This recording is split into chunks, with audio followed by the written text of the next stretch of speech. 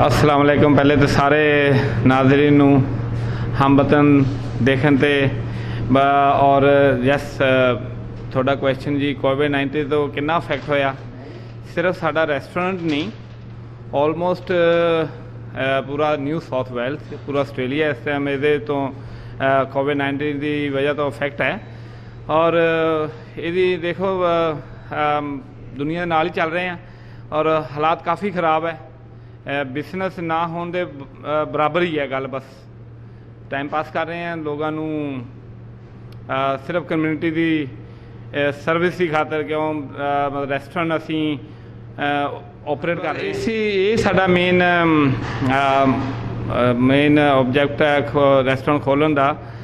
साढ़े काफ़ी regular customers बहुत ही जोड़े हिमालिया नू प्यार करते हैं तो उस वजह तो असी रेस्टोरेंट भी इस मुश्किल हालात दे विच भी ऑपरेट कर रहे हैं।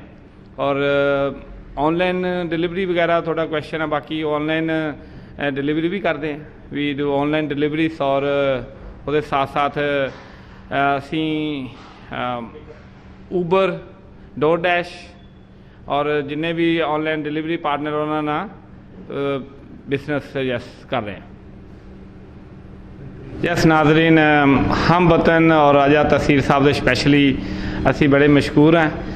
लास्ट टाइम कोविड के रिस्ट्रिक्शन जो लॉकडाउन होया सीगा उस टाइम भी इन्होंने काफ़ी कम्यूनिटी की हेल्प की थी, आके अपने इंटरव्यू किए थे, not only Himalaya but many others also.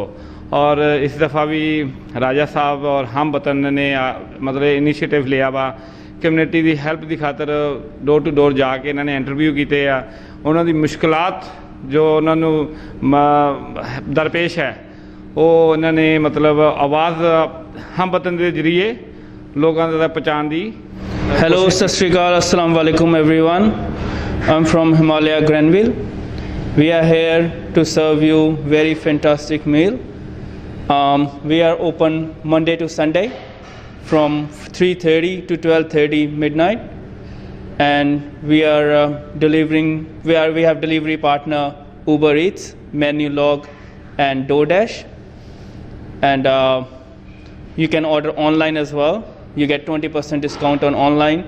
You can do pickup order, or we are delivering under 5-kilometer radius as well, and you can get 20% off on online orders as well. And we are here to serve you fantastic and delicious meal. For the menu, you can go online and see we have a big menu in vegetarian, non-vegetarian, seafood, beef, lamb, goat. Very popular one, we have chicken halim, beef nehari, or chef special karela gosht. And you can try charga chicken as well. They are one of the very popular dishes that we are serving to our fantastic guests.